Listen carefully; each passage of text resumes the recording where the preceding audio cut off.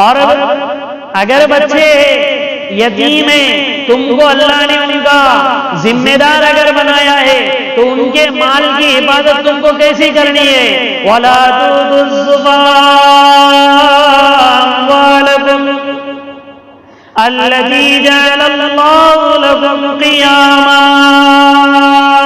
तुम सुबुक्तर और सुबुक्तर बेवकूफ कमजोर दिमाग वालों को उनका माल हवाले न करो जिस माल को अल्लाह ने तुम्हारे लिए सामान्य जिंदगी बनाया है।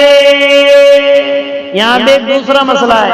एक मसला ये भी था कि पहले जमाने में अगर कोई छोटा बच्चा रहता यतीम या फिर कोई सुबुक्सर हल्के दिमाग वाला, सुबुक्सर यानी हल्के दिमाग वाला अगर कोई होता तो उसके माल को भी शरीयत ये कहते कि भाई उसको उसका माल ये औलिया को हुक्म है कि अगर कोई यतीम बच्चा आपकी कफालत में है या कोई सुबुक्सर बेवकूफ ये जिसको कम अकल है वो अगर तुम्हारी परवरिश में है तो तुम उनका माल उनके हवाले न करो।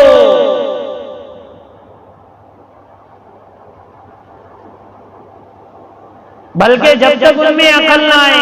इसलिए इमाम अबू हनीफा रहमतुल्लाह अलैह फरमाते कि 25 साल में भी अगर किसी को अकल ना आए फिर भी उसके हवाले कर दो, क्योंकि 25 साल में आदमी दादा बन सकता है, ये कहते हैं इमाम अबू हनीफा। कितने साल में? यहां तो 30-30 साल में भी शादी नहीं होती। इमाम अबू हनीफा रहमतुल्लाह अलैह का मजहब ये है कि 25 साल में भी दादा बनने की गुंजाइश है। 12 साल में कोई बालिग हो जाए, उसका निकाह हो जाए, फिर उसको 13वें साल औलाद हो जाए, वो 12 साल का हो जाए, वो अगर बालिग हो जाए, उसका अगर निकाह हो गया तो उसको फिर औलाद हो जाए तो 25 साल में दादा बन सकता। इमाम अबू हनीफा रहमतुल्लाह अलैह फरमाते अगर कोई सुबुक्सर 25 साल में भी अगर उसको अकल ना आए तो उसका माल उसके हवाले कर दो। दादा बनने की उम्र में वो उसको अकल नहीं आ रही तो कब अकल आएगी। लेकिन फतवा साहिबैन के कौल पर है। साहिबैन रहिमहुमुल्लाह ये फरमाते कि अगर आदमी यानी सुबुक्सर को जब तक दिमाग नहीं आए तो उसके जिम्मेदार उसके माल की हिफाजत करे।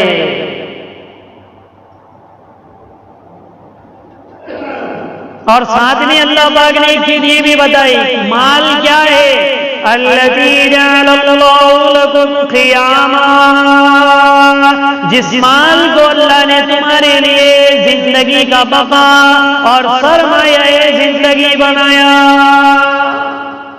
इसीलिए अल्लाह के नबी ने फरमाया निअमा बिल मालिस सालिह लिर्रजुलिस सालिह, बेहतरीन माल अच्छा है उन लोगों के लिए जो नेक है। दूसरी रिवायत में अल्लाह के नबी ने फरमाया ला बास बिल गिना लिमन इत्तक़ल्लाह, जो अल्लाह से डरने वाला है उसको मालदार बनने में कोई हर्ज नहीं।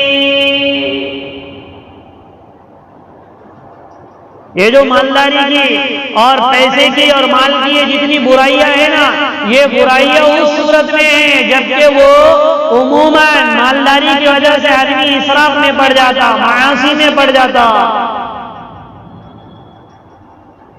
गुनाहों में पड़ जाता, उनके लिए माल मुफीद है। वरना अगर माल अगर देखा जाए तो उससे कितनी इबादतें माल के जरिए से पूरी होती है। हजरत शेख ज़करिया रहमतुल्लाह अलैह ने फज़ाइल सदक़ात में लिखा है ना, इतनी जो माल की और दुनिया की मजम्मत बयान क्यों की गई कि बुखार वाले आदमी को पानी से भी बचाया जाता है। हालांकि पानी में जिंदगी है, लेकिन क्या कहा जाता है, बुखार है ठंडा पानी दूर रखो। हजरत शेख ज़करिया रहमतुल्लाह अलैह ने लिखा क्योंकि हमको दुनिया का बुखार चढ़ा हुआ है। उमूमन दुनिया आ जाने से इबादतों में सुस्ती, दीन के कामों में सुस्ती आ जाती है, इसलिए माल की बुराई है। अरे भाई होता नहीं होता। देखो तुम कोई अगर मस्जिदार जमात का एक मिसाल दे रहा हूं मैं, क्योंकि उठना बैठना है। एक मस्जिदार जमात के साथी ने प्लॉटिंग शुरू करने दो, देखो बैठता क्या मस्जिदार जमात। शरत।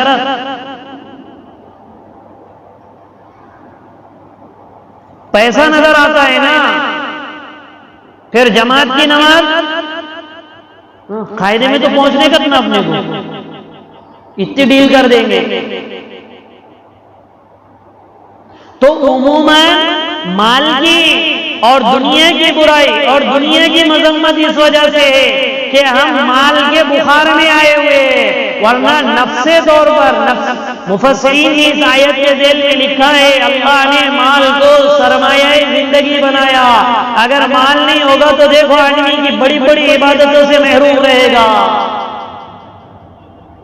मस्जिद का तामीरी काम चल रहा है तो माल देगा तो होगा ना। ज़कात निकालना है, माल होगा तो ये फरीदा अदा होगा। हज को जाना है, उम्रे को जाना है, किसी गरीब की कफालत करना है, मदरसे में पैसा लगाना है, माल होगा तो करेगा। इसलिए अल्लाह के नबी फरमा रहे ला बासा बिल गिना लिमन इत्तक़ल्लाह, जो अल्लाह से डरने वाले उनको मालदार बनने में कोई हरज नहीं। बहुत सारे वो होंगे जो दुनिया में भी नर्म नर्म गद्दों पर होंगे और मैदान क़ियामत में भी हंसते हुए जन्नत में जाएंगे और वहां पर भी नर्म नर्म गद्दों पर होंगे। है ना मुंतखब में रिवायत, फदाइल जिक्र में है ये रिवायत।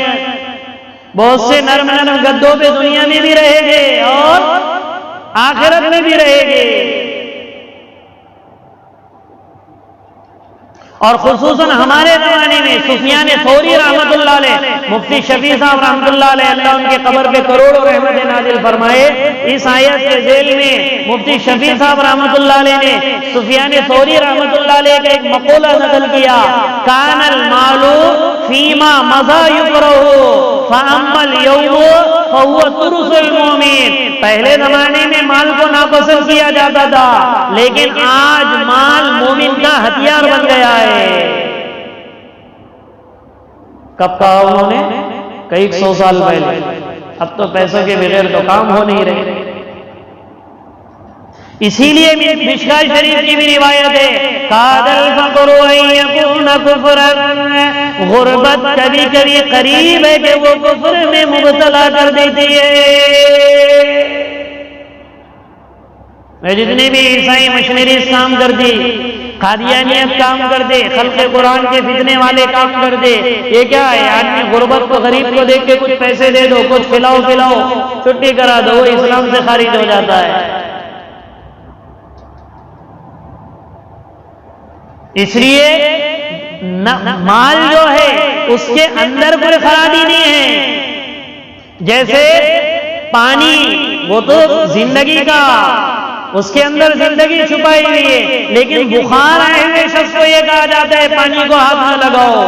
ऐसे हमको अगर हमारे माल की वजह से, मेरे कारोबार की वजह से, पैसों की वजह से अगर मासी में जाता या फिर इबादत में कमी आती, दीन के कामों में अगर कमी आ रही, तो ये माल मेरे लिए नुकसानदेह।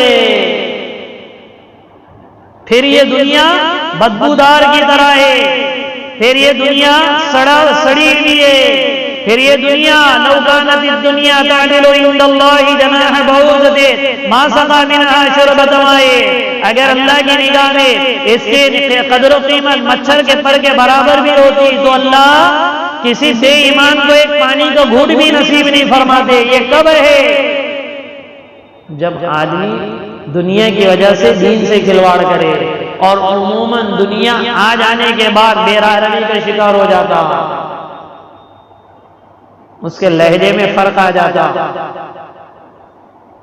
किसमें? लहजे में फर्क आ जाता। आदमी के पास अगर 100 रुपए आ जाए, और मौलाना यूनुस साहब रहमतुल्लाह अलैह कहते थे ना, वो एक मौलाना के पास, इमाम साहब के पास पढ़ने के लिए एक बंबई का पाकिट मार आता था ईशा के बाद।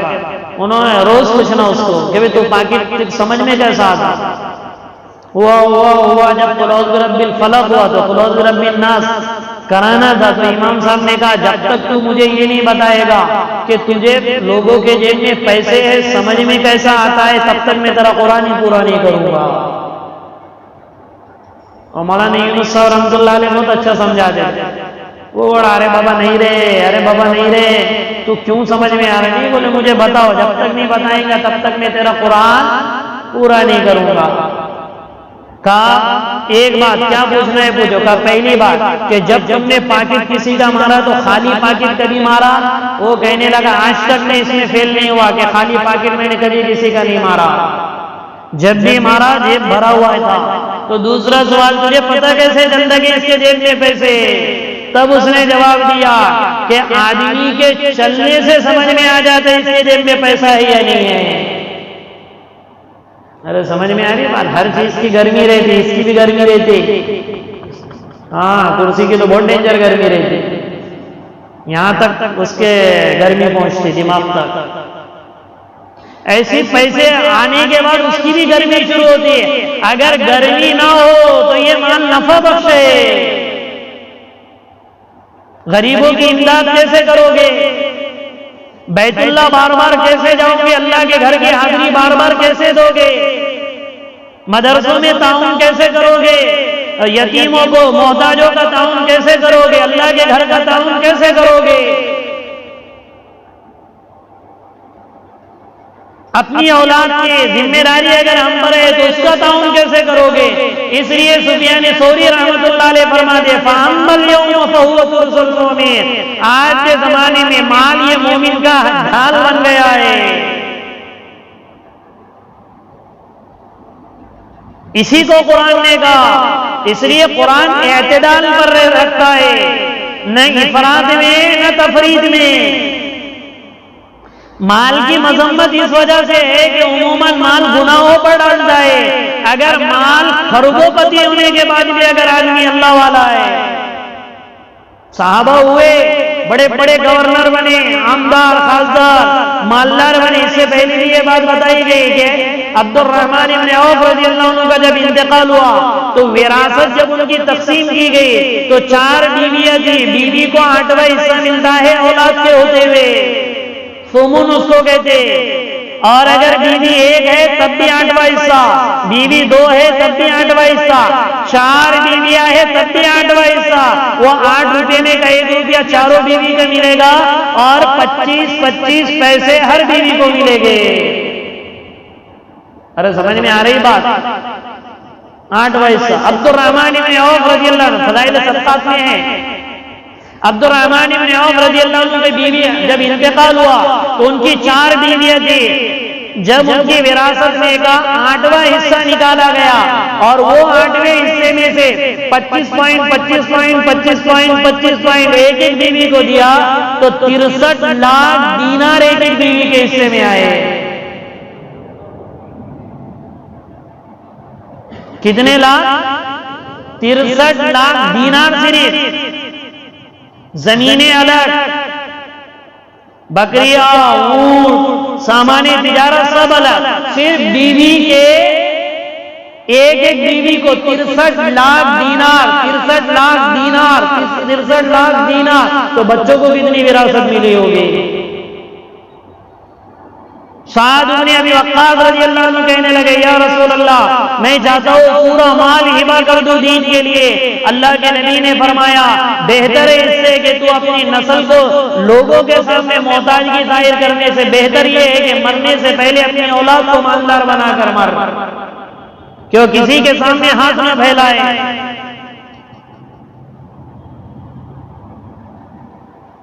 बहुत को ये जो जुनून चढ़ता है ना, माल है, माल है, माल है।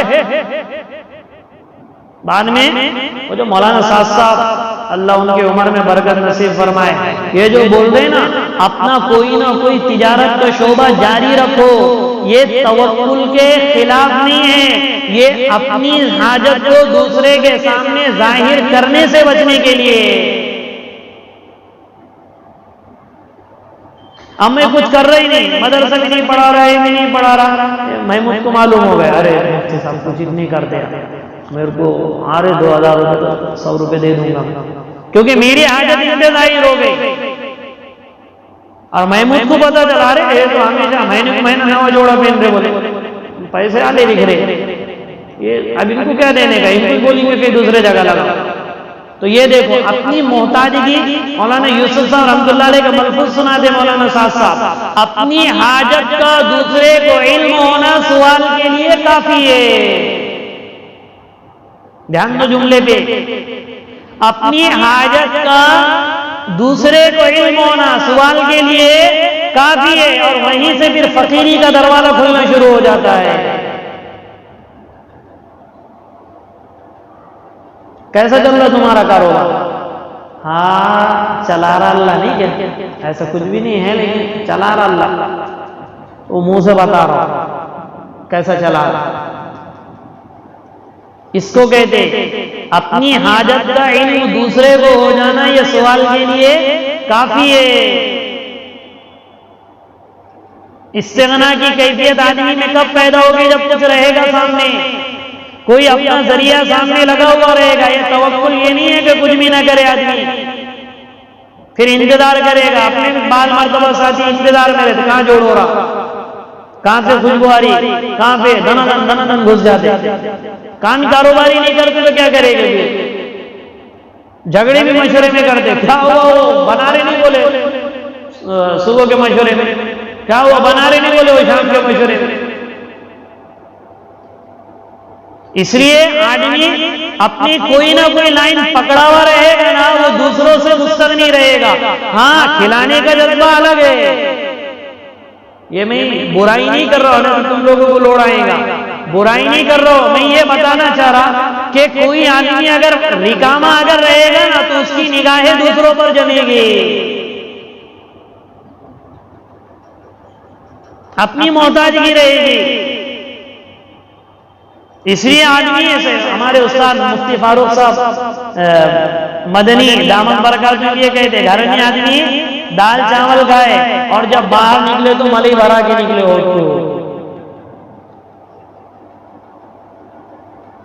अरे समझ में आ रही बात?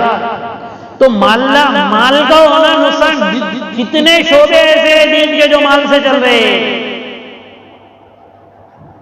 जिसको कुरान ने कहा जअलल्लाहु लकुम क़ियामा, जिस माल को अल्लाह ने तुम्हारी सामाने जिंदगी बनाया।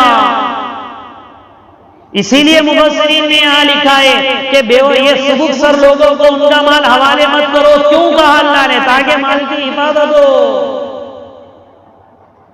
अपने माल की हिफाजत भी मतलूब है, जान की, माल की। जिस तरह दीन की हिफाजत है वैसे माल की हिफाजत है। अगर माल की, और इसराफ क्यों ममनू है?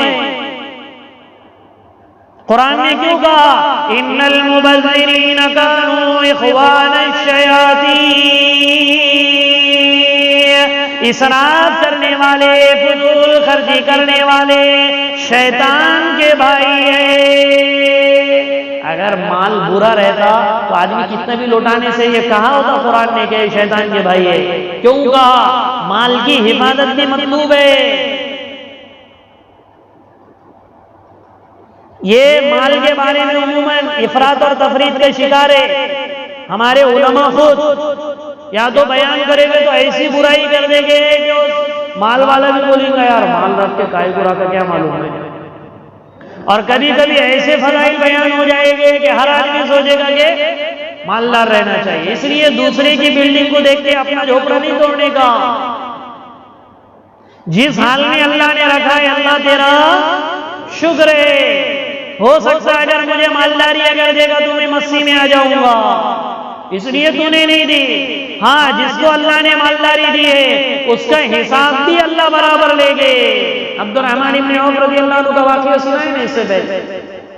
ख्वाब में अल्लाह के नबी ने फरमाया, मैं ख्वाब में देखा कि अबू बकर भी आए, उमर भी आए, उस्मान भी आए, अली भी आए, और ये आए वो आए। अब्दुर्रहमान इब्न औफ थोड़े देर से आए। जब अब्दुर्रहमान इब्न औफ देर से आए तो पूछा क्या बात थी, क्यों देर से आए? कहने लगे या रसूल अल्लाह, माल के हिसाब देने में देर लग गई। अल्लाह के नबी ने फरमाया अब्दुर्रहमान मैं तो डर गया, शायद तेरी अल्लाह पकड़ कर देता। तो जिस हाल में अल्लाह माल अगर आ रहा है मेरे उस वसीले और सबब के जरिए से, तो इस माल को बेहतर जगह पर अब ये जो बोल रहा अल्लाह मन ज़ल्लज़ी युक़रिदुल्लाह क़र्ज़न हसनन फ़युज़ाइफ़ लहू अज़ाफ़न कसीरा, कोई है मुझे जो माल बतौर कर्ज़े हसना दे, यानी मस्जिद में लगाए, मदरसों में लगाए, गरीब मोहताजों में लगाए, गोया अल्लाह को कर्ज़े हसना दे, अल्लाह उसका दुगना करके तुम्हें दुनिया में भी देगा, आखिरत में भी देगा। तो 1 का 10 अल्लाह दुनिया में देगा। माल अगर बुरी चीज होती तो 1 का 10 देता अल्लाह। इसलिए देखो जितने हर साल ज़कात निकालने वाले उनकी ज़कात हमेशा बढ़ती रहती है। तुम आजमाओ, तुमको नहीं समझ में आता हो क्यों? तुम्हारे हाथ में थोड़ी रसीदें रहती, तुम तो रसीद लाने वालों का घुर घुर के देखते, आ गया आ गया आ गया। जो रसीद बनाने वाले होते उनको पता, एक आदमी की रसीद 1000 रुपये की है, आइंदा साल क्या कहते कि भाई थोड़ा हाजी साहब बढ़ा दो ना, तो कहते ठीक है 1200। तो ये 1000 के 1200 कैसे हो गए? फिर जब आइंदा साल आता हाजी साहब थोड़ा बढ़ा दो ना, तो कहते चलो 1500 कर। ये क्यों बढ़ाता? ये उन्हें नहीं बढ़ाता, ये अल्लाह उसके ज़कात निकालने की वजह से माल में इजाफा करता। और जो ज़कात नहीं निकालते देखो वो देखते रहते, अस्सलाम वालेकुम हाजी साहब, अस्सलाम वालेकुम हाजी साहब, दिए 100 रुपए के भाग जाते। होता है ऐसा। क्यों? वे फकीरी का दरवाजा अल्लाह खोल देते।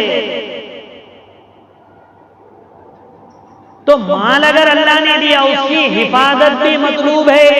बेजा खर्च करने पर अल्लाह पकड़ भी करेंगे।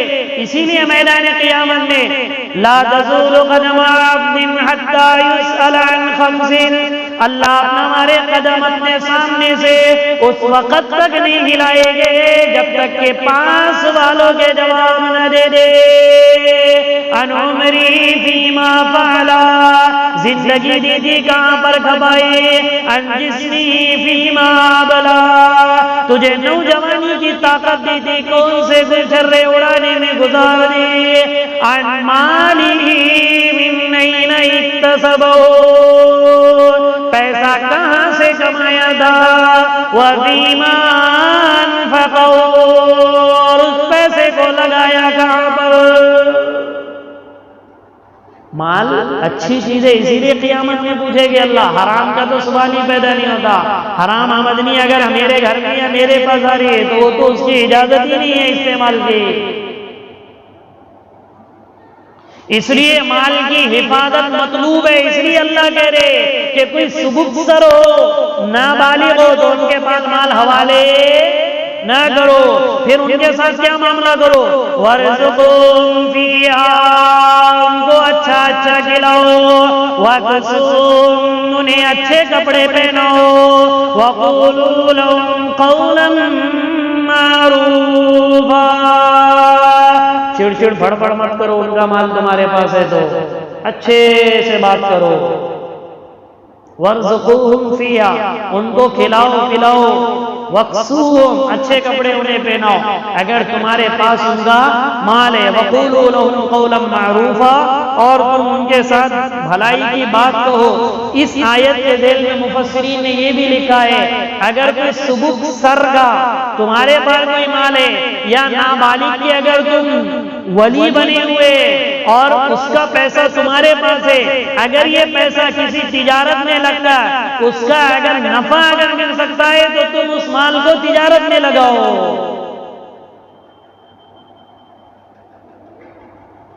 अगर उम्मीद है किसकी, नफे की, वरना जहां पे भी गया हाथ साफ करके आया, जहां पे भी गया हाथ झाड़ के आया, जहां पे भी गया हाथ झाड़ के आया, ऐसा ऐसा उसका माल नहीं ले जाने का, अपना झाड़ते हुए रखने का।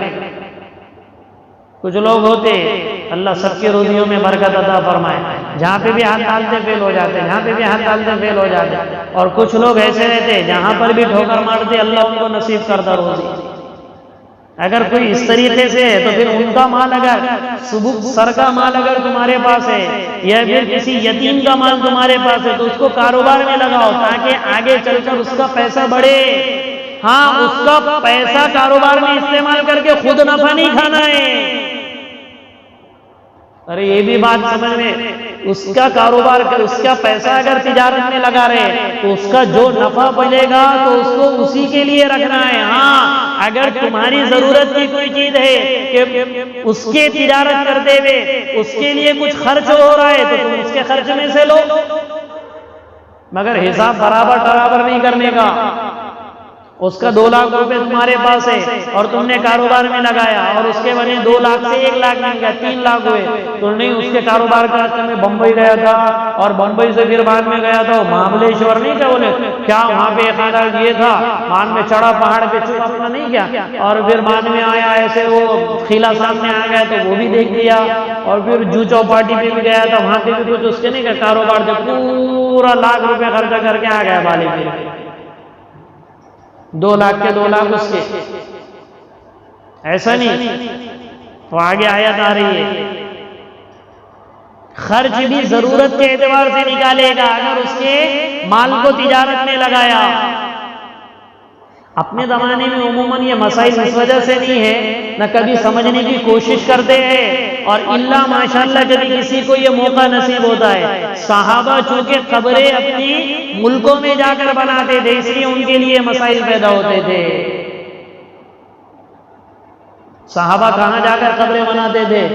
मुल्कों में, तो उनके बच्चों के मसाइल पैदा होते थे। तो ये इसका क्या मसला, ये छोटे छोटे बच्चे इनका क्या मसला, तो उनकी तिजारत विरासत के मसाइल आते थे तो उनका कोई दूसरा वली तैयार होता था, उनके लिए आकाम। तो ये उनके लिए नहीं, हमारे लिए भी अगर कोई मसला इस तरह पेश आए। और फिर यतीमों को कहा कि अगर ये यतीम बच्चे और अभी बड़े होने के पोजीशन में, वब्तलुल यतामा हत्ता इज़ा बलगुन निकाह, तुम यतीम बच्चों को आजमाया करो यहाँ तक कि वो निकाह की उम्र को पहुंच जाए। कैसे आजमाएंगे? 13 साल का यतीम बच्चा हो गया, एक छोटी सी तिजारत के लिए उसे भेज दो 1000-1500 रुपए की, अगर वो सही से करके आए समझ जाना इसके अंदर रुश्द आ गया है।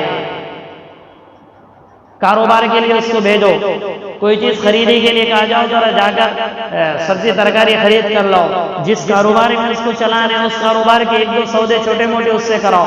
अगर वो सही हो गया और बालिग हो गया तो उसको उसकी रकम हवाले कर दो, अब तुम उसके जिम्मेदार नहीं है। हत्ता इज़ा बलगुन निकाह, जब निकाह की उम्र को पहुंचे तो गवर्नमेंट की उम्र नहीं, शरीयत की उम्र, गवर्नमेंट की उम्र 22 साल है। अरे समझ में आ रही बात? बालिग होने से पहले आजमाओ, वब्तलुल यतामा, यतीम बच्चों की आजमाइश करो, उसे छोटा मोटा कारोबार देके देखो, अगर वो कारोबार में सक्सेस हो रहा है और बालिग भी हो गया तो फिर उनका माल हवाले कर दो।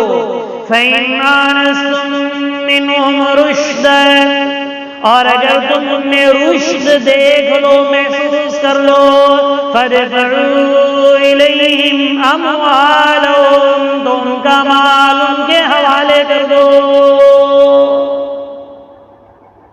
उनका माल उनके हवाले कर। देखो ये माल की हिफाजत नहीं तो क्या है? माल अगर बुरी चीज होती तो इतनी हिफाजत का हुक्म होता? अरे इतनी हिफाजत का हुक्म होता। कितने आकामात बता रहे अल्लाह, ताकि ये बच्चों की नीयत बाकी रहे, माल बाकी रहे, दूसरों के सामने मोहताजगी जाहिर न हो।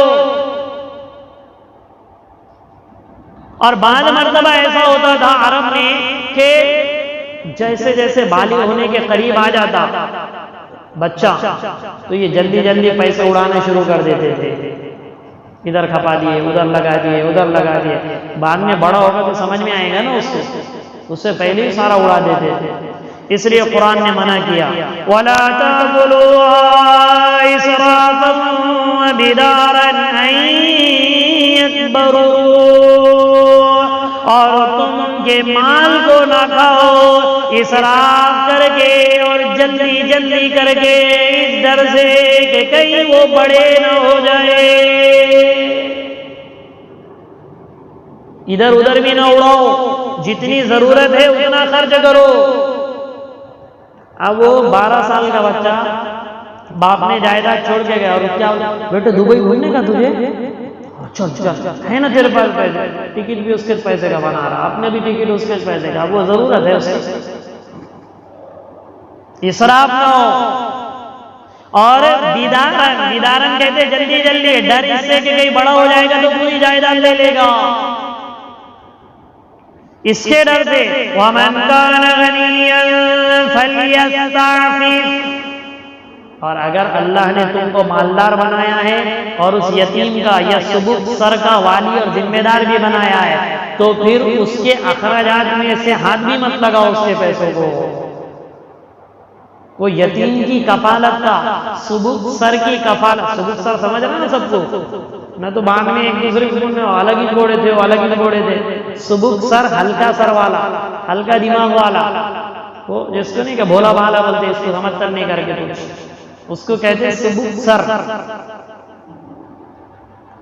तो अगर कोई ऐसा है और तुमको अल्लाह ने उसका जिम्मेदार बनाया, फल यस्ताफिफ, और पैसा धेला अगर तुम्हारे पास है तो फिर उसके माल को हाथ मत लगाओ। उलमा ने लिखा है अगर इस नीयत से अगर कोई गरीब के माल को संभाले ना, अल्लाह उसकी तिजारत में बरकत देगा। ये बड़ी बात है। गुंजाइश है कि तुम अगर उसकी तिजारत कर रहे तो इतना उसमें से अपना खर्चा निकाल सकते, जितना खर्च हो रहा है, लग रहा है। जैसे मिसाल के तौर पे किसी का प्लॉट अटक गया और वो यतीम बच्चा है, अब तुम मेहनत इसलिए कर रहे हो कि उसका प्लॉट उस बच्चे को, उस बच्ची को मिल जाए। अब इस मेहनत में जितना खर्चा अगर लगेगा तुम उसके माल में से ले सकते, लेकिन अगर नहीं लेगा वली तो यहां पर उसके 5000 खर्च हुए, अल्लाह वहां पर 10 फुट उसको दूसरी जगह से देगा। ये वादा है अल्लाह का, मगर उसके लिए जिगर लगता, उसके लिए जिगर लगता। वरना बड़े बड़े मालदारों को देखा गया, वो 10 रुपए की रसीद फाड़े थे। वो क्या बोलते हैं, 10 रुपए की रसीद नहीं, क्या ऐसा कर। इसलिए अल्लाह ने अगर मालदारी दी है, मोहताज नहीं है। वमन कान गनिय्यन फल्यस्तअफिफ, और जो मालदार है वो इस पैसे से अपने आप को बचाए। वमन कान फकीरा, और जो मोहताज है, जरूरतमंद है, फलियाकुल बिल मारूफ, मारूफ तरीके से खा सकता। यानी क्या मतलब मारूफ तरीके से, उस गरीब का काम करने के लिए जितने पैसे मुझे लग रहे हैं और मेरे पास इतना माल नहीं है, मेरे पास इतनी दौलत नहीं है कि मैं अपना भी पैसा खर्च करूं, अपनी औलाद को देखो, घर वालों को देखो या इसको देखो। अब उसके काम करने के लिए इतना ले सकता है जितना खर्च हुआ है। औरंगाबाद में वो यतीम बच्चे का कोई काम है, हमेशा बस से जाता लाल डब्बे से, यतीम बच्चे का काम है तो थोड़ा नहीं क्या कमर में 19-20 जोड़ा गाड़ी करके देंगे। ये फलियाकुल बिल मारूफ नहीं है। खुद का काम रहा तो लाल डब्बे से जाएगा, और फिर यतीम का या सुबुक सर का काम होता नहीं ऐसा, लेकिन आइंदा कभी नहीं होना चाहिए, इसलिए कहा जा रहा है फलियाकुल बिल मारूफ, मारूफ तरीके से खाए, जितनी जरूरत है उतना करे, बकदरे जरूरत। इसीलिए इज्तिमाई कामों में भी यही सारी चीजें, कोई आदमी इज्तिमाई कामों में भी ये सारी चीजें से मतलब ये है कि बाल मर्तबा आदमी दीन के काम करता है तो दीन के कामों में भी कभी ऐसा होता है कि उसका अपना जाती अगर कोई ऐसी बड़ी तिजारत है तो उसमें से ना ले, लेकिन अगर ऐसी तिजारत नहीं है तो वो अपना मारूफ के मुताबिक उसमें से हिस्सा रख सकता है। उसको मसाइल की दुनिया में हक़ुल खिदमत कहते हैं, खिदमत का हक होता है, जायज भी है। वमन काना फकीरन, जो जरूरतमंद है, वरना वो दीन का भी नहीं है। मिसाल के तौर पे कोई जिम्मेदारी उसको दे दी गई, मदरसा तुम संभालो, वो आ रहा भी जा रहा भी, अपने कारोबार भी छोड़ा, उधर से भी पैदल हुआ और इधर भी खाली अल्लाह के लिए करो, अल्लाह के लिए करो, अल्लाह के लिए करो बोले उससे। मान में इधर पैदल हुआ तो यहाँ के सो देंगे। तो एक अगर वो जरूरतमंद है, इधर दूसरी तरफ से आमदनी नहीं है तो फलियाकुल बिल मारूफ, जितना औरों को देते वो उतना उसके लिए तय हो सकता। अरे वे समझ में आ रही बात? अब कमी बेशी कभी हो गई तो उसका हिसाब है। हाँ, बाद मर्तबा ऐसा होता है कि जब वो माल लेने की बारी आई, यतीम बच्चा बड़ा हो गया, यतीम बच्चा बड़ा हो गया, या सुबुक सर अक्लमंद हो गया, तो अब क्या देना? उसको उसका माल हवाले करना फर्ज है। अब घुमाने का नहीं, अभी बच्चा दे दो, अभी बच्चा दे दो, अभी बेवकूफी दे दो, ऐसा घुमाने का नहीं दे। फौरन उसको बुलाकर उसका माल हवाले करो, ये कुरान का हुक्म है।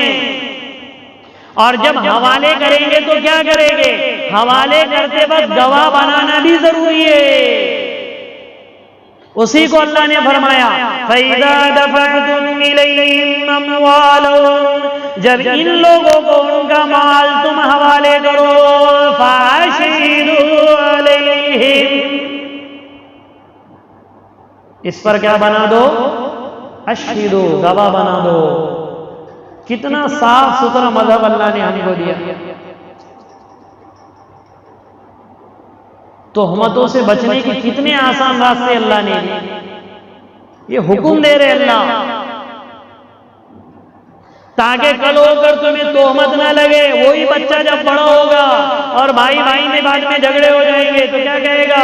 बड़े भाई ने बहुत हक दबाया, मेरा बहुत हक दबाया, क्योंकि वाली बना था ना। फाशिदू अलैहिम, जब उनका मान लो तो गवाह। और हमारे जमाने में लिखा पड़ी, हमारे जमाने में क्या, वरना गवाह टक्के टक्के पे गवाह मिल जाते।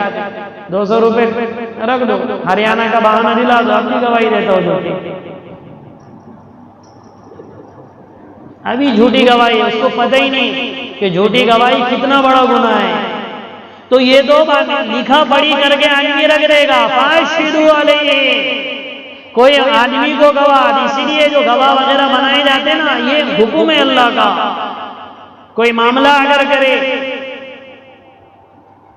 फिर भी अगर कमी बेशी अगर है, वकफा बिल्लाहि हसीबा, अल्लाह पाक हिसाब लेने के एतबार से काफी है। तुमने सब कुछ सही किया, फिर भी तुम पर तोहमत आई, तो हिसाब कौन ले? अल्लाह, कोई मुश्किल नहीं। लेकिन तुमने सब कुछ सही किया, लेकिन फिरा फिरा कर इनको समझ रही नहीं और गवाह बना दिया, उसमें 1000 रुपए मार दिया। दोनों तरफ से वकफा बिल्लाहि हसीबा है।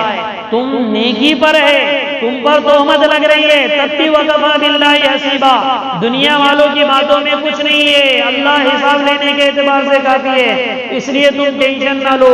लेकिन अगर तुमने दुनिया वालों को गवाह बनाया, लेकिन गवाही भी झूठी है और तुम खुद अंदर से चोर है, तुमने कुछ न कुछ पैसे उसमें से 19-20 लिए हो गए, यतीम के, सुबुक सर के, ये इज्तिमाइयत में से, वकफा बिल्लाहि हसीबा। अब ये आयत हाकिमाना बन जाती है। अल्लाह हिसाब लेने के एतबार से का, और जब हिसाब लेगा ना तो 10 मारा तो 10 लाख अल्लाह छीन के बताएगा, क्योंकि अल्लाह जब हिसाब लेने पर आए तो। और इन्हीं आयतों में एक मसला ये भी है, अगर कोई बहुत ज्यादा मकरूज हो जाए ना, उस आदमी से कारोबार भी मना है। ये शायद मसला मालूम नहीं होगा। हजरत मुआद इब्न जबल रज़ियल्लाहु ताला अन्हु बहुत बड़े आलिम गुजरे। अल्लाह के नबी ने फरमाया, आलमुहुम बिल हलाल वल हराम मुआद इब्न जबल, कि इस उम्मत में सबसे ज्यादा हलाल और हराम को अगर कोई जानने वाले हैं तो वो मुआद इब्न जबल है। और मैदान क़ियामत में उलमा का झंडा भी किसके हाथ में होगा? मुआद इब्न जबल रज़ियल्लाहु अन्हु के हाथ में। और अल्लाह के नबी ने उन पर ब्रेक लगा दिया था तिजारत का, इनसे कोई तिजारत ना करो। उसकी वजह क्या थी कि वो इतने सखी थे, कर्जे ले लेके सखावत करते थे। क्या लेकर? कर्जे। जैसा कोई अभी आए महीने कि बोले यार 10 रुपए दो, है नहीं तो 10 रुपए बताओ उधर लिए दे दिया। ऐसा करते करते पहाड़ हो गया था। फिर मकरूदीन को अल्लाह के नबी ने बुलाया और बुलाकर उनकी जो जायदाद थी, जाती जायदाद को बेचकर अल्लाह के नबी ने उनका कर्जा दिया और फिर उनको यमन में भेजा। यमन के जाओ, वहां के आमिल बन जाओ उसूल यादी के लिए। तिजारत कुछ मत करो, ये काम करो। तिजारत करेंगे तो लफड़े लारे। ये है आम फहम जबान में, अल्लाह माफ करे। अल्लाह के नबी ने ब्रेक लगा दिया था, मुआद इब्ने जबल को तिजारत नहीं कर, और साथियों से भी कह दिया था इनसे कारोबार ना करो। उसमें उनकी भी आफियत है, वरना ये जो मकरूज होते ना हमेशा नया गाहक देखते। देखो तो हमेशा नया ऐसा, कभी कभी कैसा करते 100 रुपए उधार लेते और 3 दिन का बोलते हम 2 दिन में दे देते, फिर 500 लेते तो फिर दिखते ही नहीं। देखो ये जितने लोग वो जो करते हैं ना ऐसे, देखो ऐसे मामला करते थे, इसलिए उसको शरीयत की निगाह में महजूर कहते हैं। महजूर इस्लामी हुकूमत अगर है तो ऐसों पे हजर लगता है। हजर का मतलब उनको कैद खाने में डाल दिया जाता, फिर उनकी जितनी जायदाद है उस जायदाद को जबरदस्ती काजी बोले तो निकाह पढ़ाने वाला नहीं, काजी इस्लामी हुकूमत का चीफ जस्टिस होता, उसका फैसला अमीरुल मोमिनीन को भी मानना पड़ता। अगर उस तरह का काजी है तो वो काजी उसको जेल में डाल देगा, उसकी जायदाद देखेगा, उस जायदाद के बकदर अगर दूसरे को देना है उसकी जायदाद को बेच के सबके कर्ज दे देगा। जब तक वो तौबा नहीं करेगा तब तक उसे जेल से नहीं निकालेगा। ये मसले शरीयत के। अल्लाहुम्मा लकल हम्दु कुल्लुहु व लकश शुक्रू कुल्लुहु व लकस सनाउ कुल्लुहु व लकल खल्क़ु कुल्लुहु व इलैका यर्जिउल अम्रु कुल्लुहु बियदिकल खैरु कुल्लुहु इन्नका अला कुल्लि शैइन क़दीर। अल्लाहुम्मा सल्लि अला सय्यिदिना मुहम्मदिन व बारिक व सल्लिम। अल्लाहुम्मा अहदिना वहदि बिना वहदिन नास जमीआ। अल्लाहुम्मा अक्फिना बिहलालिका अन हरामिका व अग़निना बिफ़ज़लिका अम्मन सिवाक। अल्लाहुम्मा अल्हिमना मराशिद उमूरिना व अईदना मिन शुरूरि नुफूसिना मिन सय्यिआति अमालिना। अल्लाहुम्मा इन्ना नऊज़ु बिका मिनल फितन मा ज़हर मिनहा व मा बतन। व सल्लल्लाहु तआला अला खैरि खल्क़िही मुहम्मदिन व अला आलिहि व अस्हाबिही अजमईन बिरहमतिका या अरहमर राहिमीन।